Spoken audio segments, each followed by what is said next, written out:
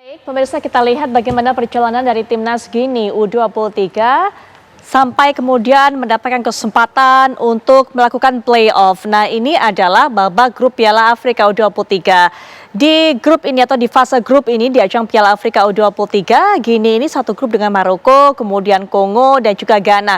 Anda bisa lihat bagaimana Gini mengalahkan Maroko tadi, kemudian juga catatan lainnya. Nah, semifinal Piala Afrika U23, Gini berhadapan dengan Mesir tapi kalah, dan perebutan peringkat 3 Piala Afrika adalah Mali berhadapan dengan Gini. Skornya di waktu normal, extra time, skor kacamata, kemudian mereka adu penalti. 4-3 kemenangan adu penalti Mali berhadapan dengan Gini. Baik.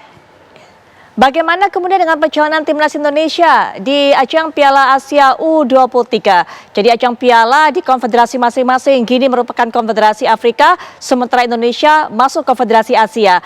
Berhadapan dengan Qatar selaku tuan rumah, kalah 0-2, kemudian juga berhasil mengalahkan Australia 1-0, kemudian juga Yordania menjadi bulan-bulanan Indonesia pada saat itu dengan kemenangan besar 4-1 Indonesia atas Yordania. Kemudian inilah laga dramatis, laga yang begitu menguras pikiran, menguras emosi dan tenaga. Berakhir imbang 2-2 waktu normal dan juga extra time, adu penalti menjadi kesempatan untuk menentukan pemenang. Dan pada saat berikutnya yaitu semifinal, harus menyerah 0-2 di tangan Uzbekistan. Dan di pertandingan terakhir perebutan peringkat 3 Piala Asia, Irak menjadi lawan dari Indonesia dan mengalahkan Indonesia 2-1. Gol dari top skor mereka menjadi salah satu gol yang membuat Indonesia terpuruk dan juga akhirnya tidak bisa mendapatkan tiket menuju Olimpiade secara otomatis. Kita tanya tadi, Bang Ruli, pada saat sebelum jeda, apa yang dirasakan oleh seorang pemain ketika kemudian melakukan laga seperti ini, laga hidup dan mati yang berarti begitu penting, Bang Ruli? Ya, saya kira ini laga penting sekali karena kita tahu ini adalah Olimpiade. Itu adalah kebanggaan untuk setiap pemain. Bukan pemain-pemain kita aja, tapi hampir seluruh pemain-pemain terbaik di dunia. Mereka sebelumnya tampil dulu di Olimpiade, seperti Maradona, Lionel Messi, itu bawa negaranya juara dulu baru bisa tampil di tim senior. Jadi untuk pemain-pemain kita, saya kira ini adalah suatu kesempatan, karena kans masih ada, karena kita menghadapi tim dunia juga, sama-sama tidak tahu kekuatan masing-masing. Ini adalah kesempatan pertama. Mereka bisa tampil dengan maksimal, punya kesempatan menurut saya, karena waktu untuk mereka bisa lebih banyak, karena dari Qatar ke Paris tidak terlalu banyak waktu terbuang apabila dia berangkat dari Indonesia. Juga cuaca juga, saya kira mereka bisa adaptasi karena dari Qatar langsung ke Paris. Jadi ini bisa sangat menguntungkan sekali, asal pemain-pemain kita ini tampil dengan spirit yang tinggi, seperti menghadapi Australia, Jordania Korea juga ya, dan juga Korea Selatan begitu ya. Bang Ruli, ada satu kebijakan yang diterapkan oleh Coach Sinteyong. Nah, ini karena sangat menarik dan saya rasa yang bisa bercerita ataupun juga memberikan pandangan adalah seorang mantan pemain. Jadi Coach Sinteyong ini kemudian memberikan 2-3 hari libur setelah pertandingan melawan Irak kemarin selesai, tidak melibatkan para pemain ini dengan sesuatu hal yang berhubungan dengan sepak bola. Mas Harika free full begitu, karena dikatakan oleh Coach Sinteyong setelah 2-3 hari ini kemudian tidak bersentuhan dengan bola, nantinya mereka di hari-hari berikutnya akan bersentuhan kembali dengan taktik, strategi dan sebagainya. Manfaatnya apa seperti ini? Apa yang coba direncanakan pelatih? Ya, ini menurut saya sangat bagus sekali. Karena mereka fisik dan psikis ini udah terkuras. Jadi mereka betul-betul selama ini terkuras baik tenaganya. Jadi ini kesempatan buat mereka, jangan lihat bola. Ya, cara untuk mengusir jenuh.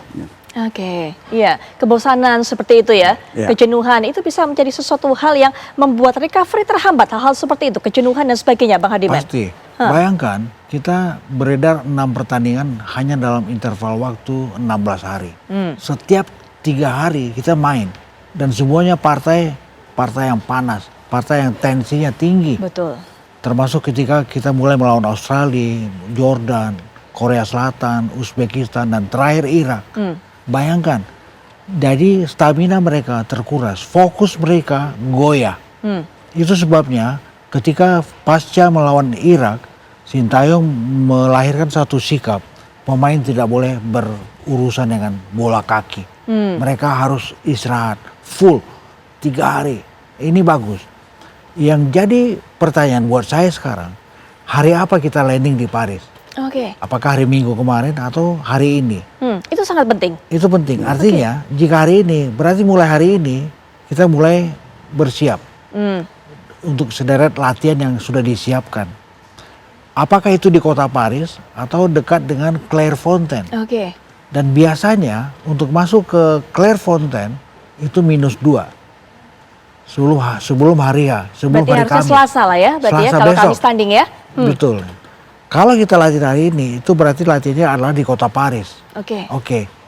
Saya nggak peduli di kota mana, di lapangan mana, tetapi mulai hari ini kita mulai membangun kembali konsentrasi untuk game hari Kamis. Baik. Di mana di situ kita mesti total, mesti habis-habisan.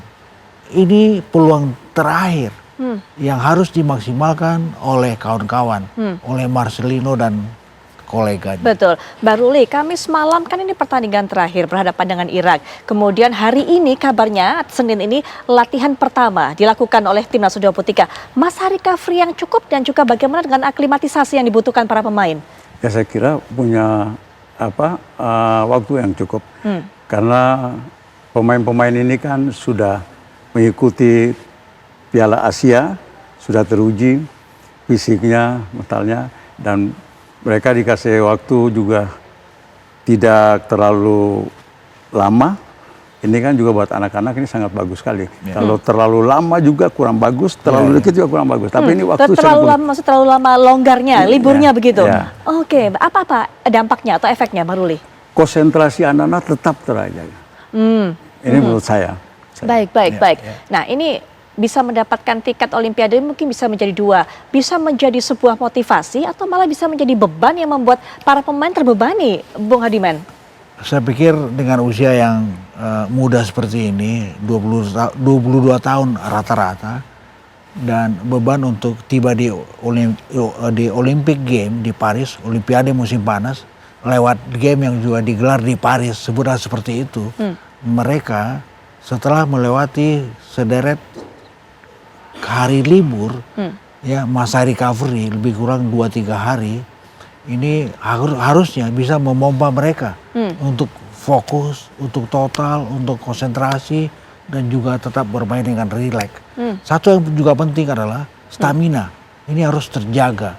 Saya pikir dengan masa recovery lebih kurang 2-3 hari, ini sangat cukup buat Sintayong. Tapi cukup nggak masa-masa itu untuk bisa mengembalikan menuju peaknya? Cukup, karena tidak kalau cukup, kita harus cukup. Jangan-jangan kemarin tuh saat berhadapan dengan Korea Selatan adalah peaknya, tapi setelah itu semakin lama semakin menurun begitu kan? Nah, bagaimana mengembalikan grafik ini lagi cukup waktu segitu ya? Grafisnya seharusnya bisa menaik ketika mereka 3 hari tanpa latihan, tanpa bola. Harusnya jika hari ini mulai latihan, ini saatnya buat menaikkan grafis itu lagi. Dengan klimaksnya adalah hari Kamis, pada saat game melawan Guinea nantinya. Baik. Mbak Ruli nanti mungkin juga punya pandangan mengenai hal ini, mungkin bisa cerita lebih lanjut kepada kita, termasuk juga soal pengalamannya, apakah Bang Ruli juga pernah bertemu dengan Guinea. Nanti kita akan cari tahu jawabannya dan kita akan bedah bagaimana peta kekuatan kedua negara, termasuk kami juga mencoba untuk menghubungi Pak Sumarji yang saat ini juga tiba di Prancis bersama dengan Timnas. Apa agenda Timnas, bagaimana kondisi fisik psikis mereka, nanti kita akan cari tahu, tapi setelah jeda kami segera kembali.